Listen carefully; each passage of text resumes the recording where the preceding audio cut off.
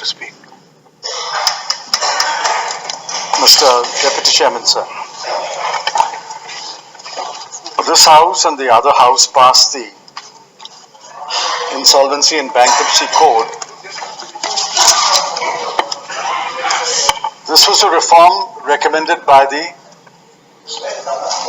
Financial Sector Reforms Commission, and we were happy that the government brought this code, and this code was passed by both houses.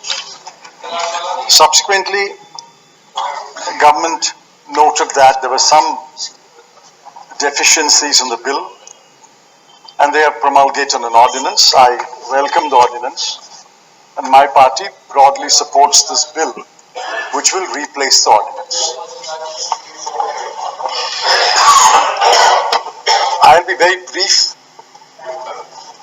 because the purpose of my intervention is to point out that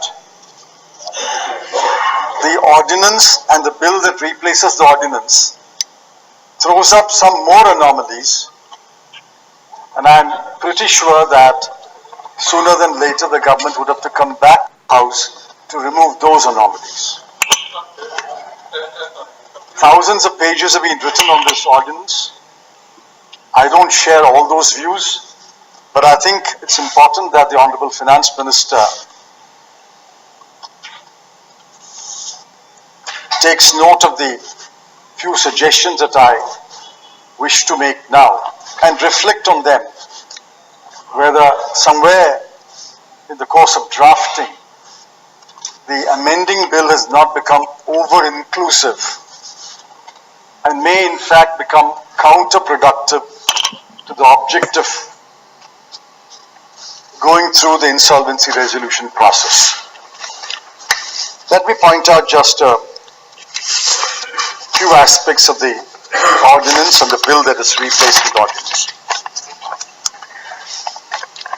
Firstly, under section 29 capital A, the ordinance and the bill keep out a large number of people from becoming resolution applicants. I think that's correct. Any person cannot become a resolution applicant, and some people would have to be excluded from the resolution process. But while doing so, the following people have been excluded. Firstly, a person convicted for any offense punishable with imprisonment for 2 years or more. Now, this could be a completely non-financial crime. This could be some other crime, nothing to do with financial matters, and you are keeping him out. It can be argued that anyone who's been convicted should be kept out. But I think the purpose of this bill is not to enforce a general rule of morality. The purpose of this bill is to ensure that resolution takes place of a company that has become insolvent. I think this is over-inclusive. This should have been confined to crimes arising out of certain specific acts, particularly acts which pertain to finance and economy. Secondly, under clause F, you're keeping out persons prohibited by the SEBI from trading in securities or accessing the securities market.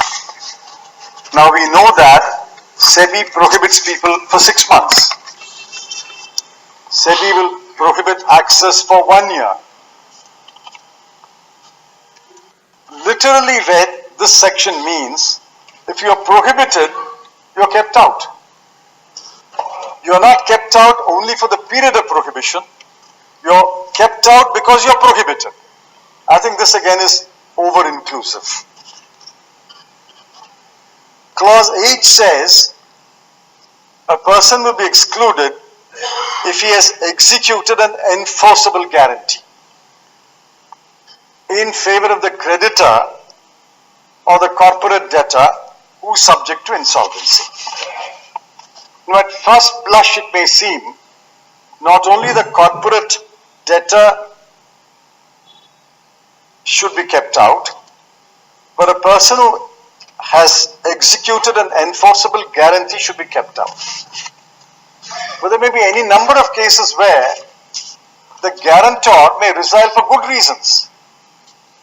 The guarantor may revoke the guarantee. The guarantor may say, you have not complied with certain conditions, my guarantee is not enforceable. Merely because he has executed an enforceable guarantee. He is not insolvent. He is not the corporate debtor. Merely because he has extended an enforceable guarantee, if you keep out, I'm afraid you are inviting litigation, even while you are keeping out a large number of potential investors. The most over-inclusive provision is clause J, and I'm sure the Honorable Finance Minister's attention has been drawn by a number of professionals that this is over the top.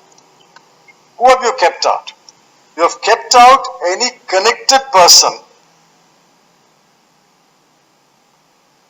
who is connected to the applicant under clause A to H. So far, so good.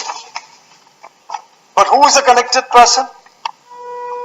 A connected person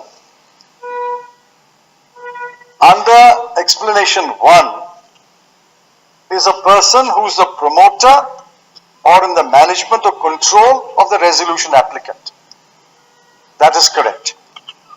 But then clause 2 says, any person who shall be the promoter or in management or control of the business of the corporate debtor during the implementation of the resolution plan.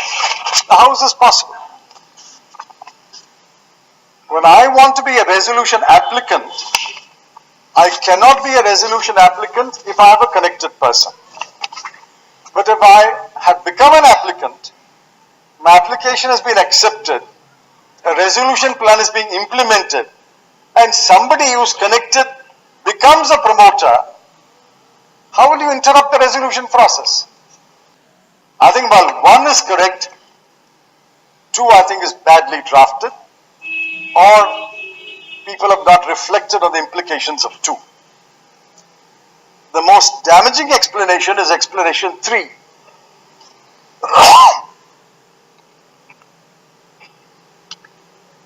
Prima facie it appears correct. Connected person means the holding company, subsidiary company, associate company, or related party of a person referred to in clause 1 and 2. There is no difficulty with a holding company, subsidiary company, or an associate company.